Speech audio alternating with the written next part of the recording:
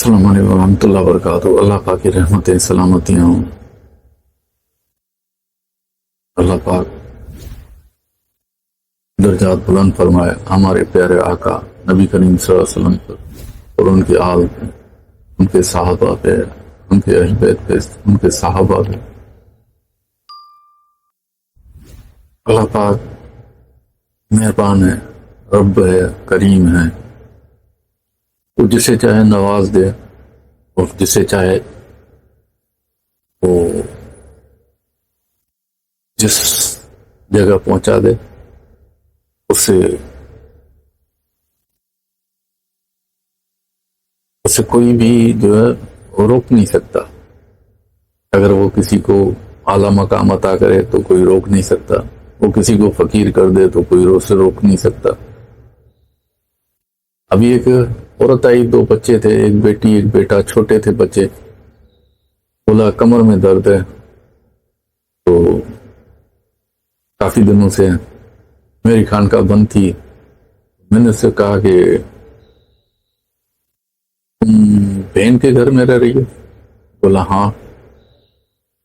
وہ کہیں یہ ہو گیا، وہ ہو گیا، یہ مسئلہ ہے، وہ شور فلاں شہر میں۔ میں نے بولا اپنا گھر الگ سے لو کرائے پہ، ایک کمرے کا لو یا چھوٹا سا لو لیکن الگ سے لو اور اپنے گھر میں جا کے رہو۔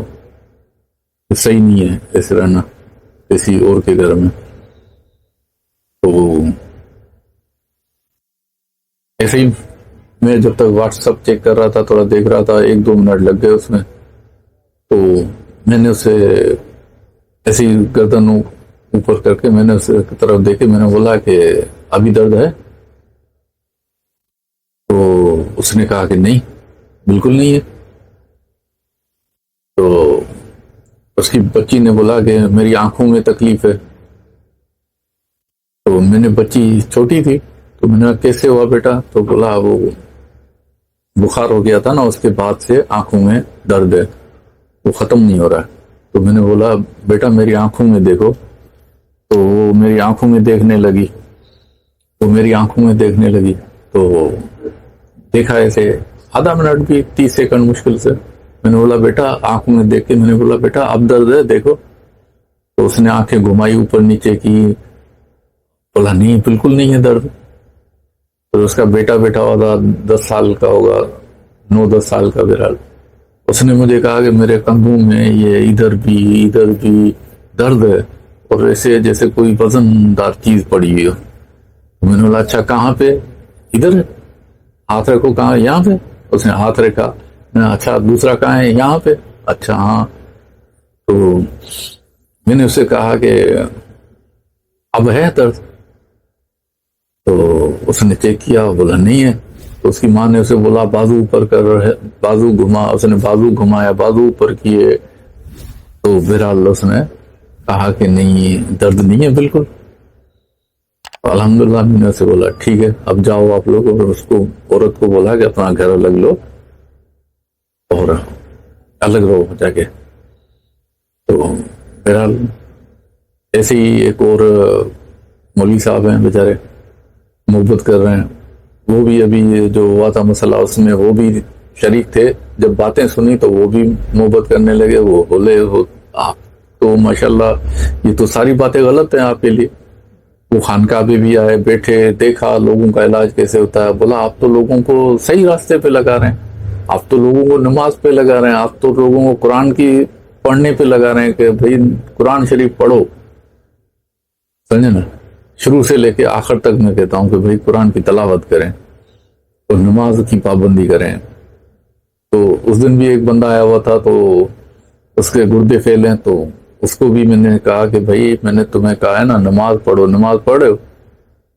تو بولا ہاں جب ٹھیک ہوتا ہوں تو پڑھتا ہوں۔ میں نے کہا کیوں؟ ٹھیک ہو یا نہیں ہو تم نے نماز پڑھنی ہے، میں نے تمہیں کہا تھا نماز کی پابندی کرو۔ تو بہرحال تو اس مولوی صاحب نے فون کیا، بولا ایک لڑکی عالمہ ہے۔ اچھا میں کراچی سے آ رہا تھا واپس، کراچی میں بھی کسی کا علاج چل رہا ہے، کوئی ہے عورت ہے بیچاری، الحمدللہ وہ کافی بہتر ہے، اس کا پھر بعد میں بتاؤں گا۔ تو اس نے جو ہے فون کیا کہ ایک لڑکی ہے مدرسے میں پڑھ رہی ہے آخری سال میں، لیکن اس کو مسئلہ یہ ہو رہا ہے کہ رو رہی ہے، مدرسے نہیں جا رہی ہے، مدرسے میں مسئلہ ہو رہا ہے، پتہ نہیں کیا ہے. میں نے بولا اس کے ساتھ کوئی عاشق جن لگا ہے، وہ غیر مسلم ہے، اس کو پسند کر رہا ہے، وہ غیر مسلم ہے، وہ اس کو مدرسے جانے نہیں دے رہا. تو اس وقت تو میں نے فون پہ کر دیا، میں نے بولا ان کو بولنا کہ خانقاہ پہ آ جائیں آج، تو انشاءاللہ پرماننٹ علاج کروا لیں. یہ ایسے نہیں کہ ابھی تو صحیح ہو جائے گی لیکن یہ پھر تنگ کرے گا نہیں. تو بہرحال وہ صحیح ہو گئی بالکل، کھانا بھی کھایا، نہیں تو 5-6 دن سے وہ کھانا بھی نہیں کھا رہی تھی، تو کھانا بھی کھایا اس نے، سب کچھ صحیح ہوا. پھر جو ہے بہرحال وہ آئے نہیں تو پھر ابھی کچھ دن، ابھی کل جو ہے دوبارہ پھر مسئلہ ہو گیا.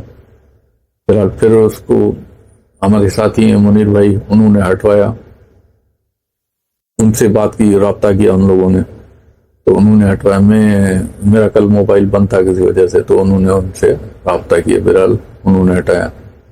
تو اس دوران جو ہے پھر آج میری بات ہوئی، میں نے ان کو بلا کے ان کو کہا بھی تھا کہ ہفتے والے دن کہ آپ آ جاؤ. صبح کو آپ کی بات ہوئی تھی کہ خانقاہ پہ آ جاؤ تو انشاءاللہ یہ مسئلہ حل کر دیں، نہیں تو یہ پھر ہوتا رہے گا.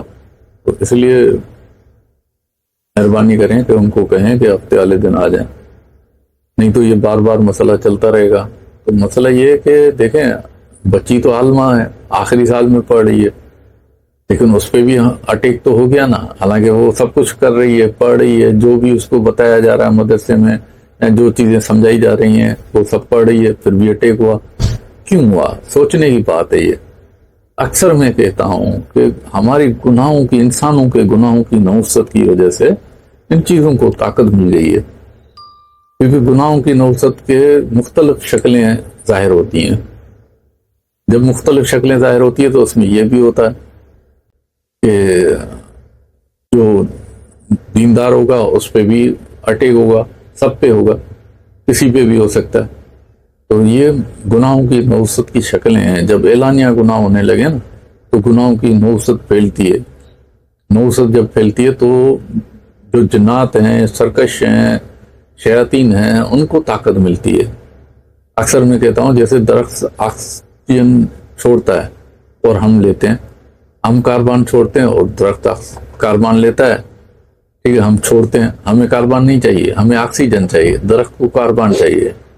اسی طرح سے جو ہے نا، ان کو ہماری جو نوست ہوتی ہے نا، جو نیگیٹو ریزز ہمارے نکلتے ہیں، وہ ان کے لیے طاقتور ہوتے ہیں، اور پازیٹیو ریزز جب ہوں تو وہ ہمارے لیے طاقتور ہوتے ہیں.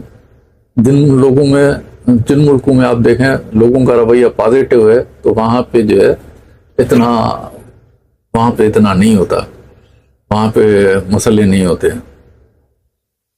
وہاں پہ کم مسئلے ہوتے ہیں اتنے، کیونکہ پازیٹیو ریزز زیادہ ہیں تو وہاں پہ مسئلے کم ہوتے ہیں. بہرحال اللہ پاک ہم سب کو ہدایت دے، اللہ پاک ہمیں صحیح راستے پہ چلائے، اللہ پاک ہمیں صحیح سمجھنے کی توفیق عطا فرمائے ہم سب کو. آمین.